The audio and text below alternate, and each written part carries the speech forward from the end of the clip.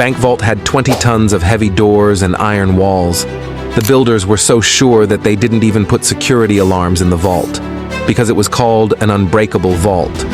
It was destroyed when the dacoits made a master plan and hid the security for 27 hours in the vault. Welcome back to World Wonders videos.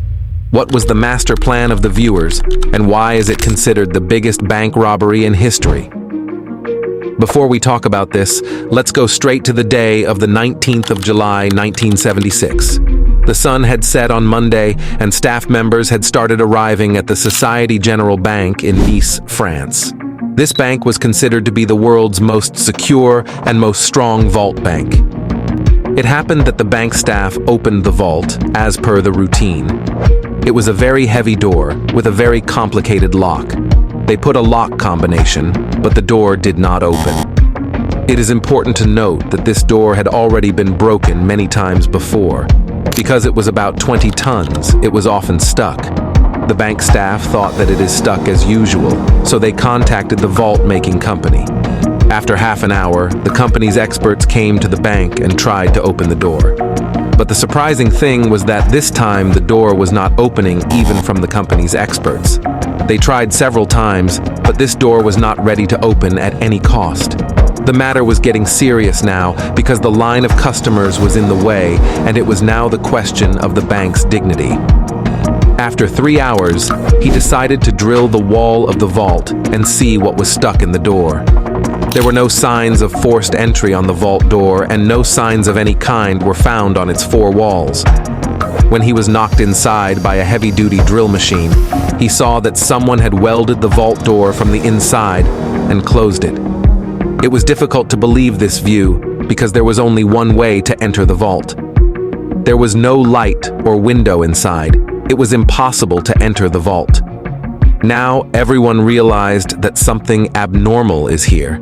They ordered machinery and decided to break the wall of the vault and go inside. This work was time-consuming because these walls were much thicker than normal walls, and there was iron in between. Anyway, after many hours of hard work, it became so clear that a person could go inside. And when seen inside, this view was unbelievable. Bank vault was looted, some lockers were broken, and some were open.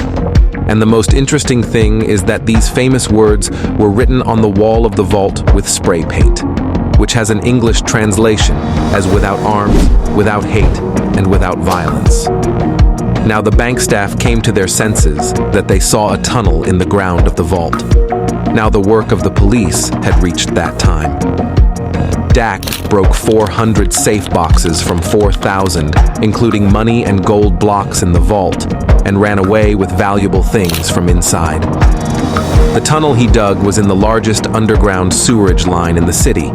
There, the police got a lot of evidence in which tools and 27 gas cylinders were also there, with which the Daquito used welding torches. Not only that, but also a ventilation equipment and an electrical cable for fresh air was found in the sewerage line. This loot was worth more than $20 million, which today costs $110 million or 9 billion rupees. It was not only the biggest bank heist of the century, but this police investigation is also the biggest investigation in France. This thing was spread all over the world. The bank's reputation was in great loss, but this was a very sad place for the French police. For the next few months, the police held the people around them. The bank interrogated the staff, but they could not find any clue about the robbers.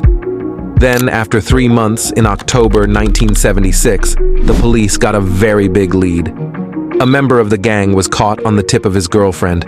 He was not accepting at first, but when the police cleaned his body, he burst and took the name of the gang. What was surprising for the police was that this gang was famous for small and big thefts. It was not surprising that they had done such a big bank heist. The mastermind of this plan was someone else. During the interrogation, the gang members gave the name of a person to the police. According to them, it was the mastermind of the robbery. Albert Ispahari was a photographer.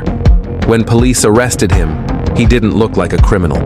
He lived in simple dressing, simple lifestyle, and outskirts of the city. When his neighbors found out, everyone said that Albert is a simple photographer who always keeps his work. But what the police were thinking about Albert Ispajari was completely different from that. He immediately confessed to the police that he is the mastermind of the bank heist. This case was almost closed for the police, but it was just a beginning. According to Albert, he had previously taken a locker in this bank, and by chance he would go to the vault and capture photos of everything. He first set an alarm clock in his locker, which was set at night. When no alarm was heard and no security alarm was heard, it was confirmed that there was no security system in the vault. Then he went to the city government office in the disguise of an engineer and got the map of the city. He estimated where the sewerage line is and how far it is from the bank. Then he calculated that he can directly enter the bank vault by digging a 26-foot tunnel from the nearby sewerage line. Now, it was very difficult to do this job. So, Albert contacted a gangster in the city and told him the whole plan. That gangster put his men on this job. It took almost 2 months to dig the tunnel because this work was being done without machinery. And this work was very important to do only at night when there was no one in the bank. During this time, Albert was trying his best not to make any noise even to the road over the sewage line. Then on the 18th of July, Saturday and Sunday night, he finally entered the vault. He was in a state of calm for the next 27 hours, during which he had lunch and dinner. And before leaving, he wrote these famous words. The police presented Albert in court, where he confessed his crime in front of the judge. He wrote the evidence of his plan and the details of the money stolen in a paper in code word. He said that he would only give this evidence to the judge, and only the judge would be able to read this code word. For this, the judge called Albert to his room. Albert handed the paper to the judge, on which the city map was made. The judge was about to understand the map when Albert jumped out of the window of the room. This room was on the first floor, and there was a car standing under it. Albert fell on the roof of the car and immediately stood up, and a bike that was already waiting for him, he sat on it and ran away. Despite the police efforts, he was not caught. After many years, his interview was broadcasted on a TV show in Italy, in which he said that he had been interested in treasure since the age of 12, and he fulfilled this interest with this heist. It felt like he was harassing the French police through this interview. After that, where did Albert go? This mystery has not been solved yet.